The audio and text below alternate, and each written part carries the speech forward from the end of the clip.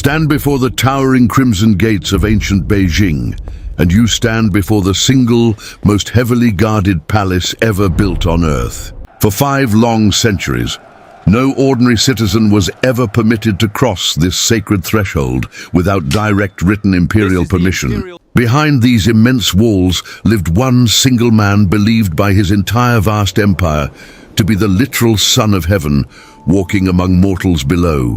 This was the Forbidden City, a self-contained golden universe of secrecy and splendor hidden in plain sight at the very ancient heart of China. Nearly 10,000 rooms were built here in careful imitation of the vastness and cosmic order believed to exist among the heavens above. Every single color, every gate, every curved rooftop tile followed sacred ancient rules that no outsider ever truly dared to question at all. Today, we quietly step past the guards, past centuries of silence, into a hidden world that lies waiting behind these ancient stone walls. Construction began in the fateful year 1406 under Emperor Yongle, who chose to move his entire capital far north to the great city of Beijing. A staggering 1 million laborers and countless skilled craftsmen spent 14 grueling years raising this vast palace out of nothing at all. Precious timber was floated slowly down distant rivers, and some enormous logs took nearly 4 full years just to finally arrive on site. Massive marble blocks weighing many tons were dragged across frozen winter roads, with water poured beneath them each freezing cold night.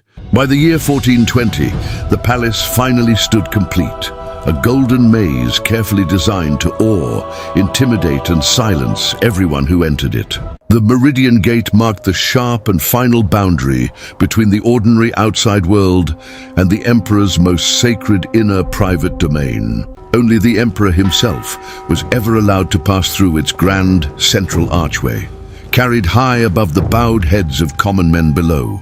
Beyond that gate lay the vast outer court, where politics, ceremony and raw imperial power constantly collided together every single day. The great hall of supreme harmony rose above every courtyard, the sacred seat of coronations, decrees, and grand imperial ceremonies held there.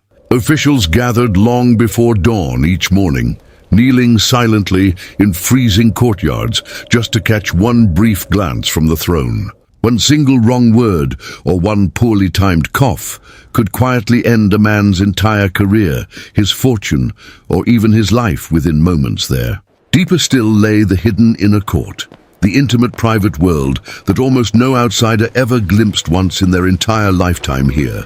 Here the emperor lived, surrounded always by hundreds of concubines, silent, watchful eunuchs, and whispers that quietly shaped an entire empire. Thousands of eunuchs served faithfully within these very walls, their fierce loyalty carefully bought through proximity and real imperial power. Some rose to command entire armies and vast personal fortunes, wielding influence that reached far beyond their own humble origins in life. Concubines competed fiercely for a single night of imperial favor, knowing it alone could secure their entire family's fortune forever after. A single glance from the emperor could instantly elevate a lowly servant girl into the revered mother of the next great ruling emperor himself. Court astrologers studied the shifting night sky with great care, deciding precisely which days were fit for major imperial decisions of state. Even simple meals followed rigid ancient ritual, tasted first by trembling servants who feared hidden poison lurking in every dish served daily. The emperor rarely dined truly alone, and yet remained utterly isolated, trusted by almost no living soul within these ancient palace walls. Assassination plots, whispered rumors, and silent betrayals moved constantly beneath the palace's endlessly polished golden ceremonial surface. In 1542, a group of desperate palace maids nearly strangled Emperor Beijing to death in his own sleep during a shocking, violent rebellion. He barely survived that terrifying night, but the palace never again felt entirely safe, even for the man who supposedly ruled over it all. Empresses and consorts quietly built powerful alliances, turning embroidery rooms into surprisingly influential centers of real political control.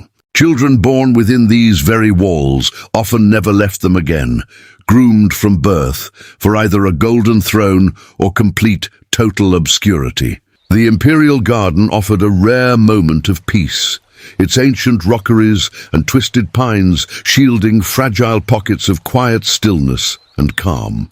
Yet even that peaceful garden held its own secrets, with hidden passages built quietly for escape during sudden moments of violent court chaos. Changing seasons shaped the palace's constant rhythm, glowing lanterns for New Year, sweet mooncakes beneath autumn's full, bright evening sky. Winter slowly transformed the golden rooftops into endless fields of pure white snow, silence blanketing halls that were built purely for power. For centuries, this exact rhythm repeated itself endlessly, dynasty after dynasty, claiming the very same sacred, tightly walled grounds again. The Ming dynasty finally gave way to the Qing in 1644. Yet the palace's ancient rituals barely paused at all for even this dramatic change. New rulers wore entirely new silk robes, but still bowed low to the same ancient rules etched deeply into every worn ceremonial marble step. Emperor Kangxi expanded his empire's vast reach, while quietly reshaping daily life within these very same ancient palace walls over the years. His grandson Qianlong filled the palace with priceless art, poetry and rare treasures gathered patiently from across the entire known world. But golden ages inevitably fade away with the passing of time.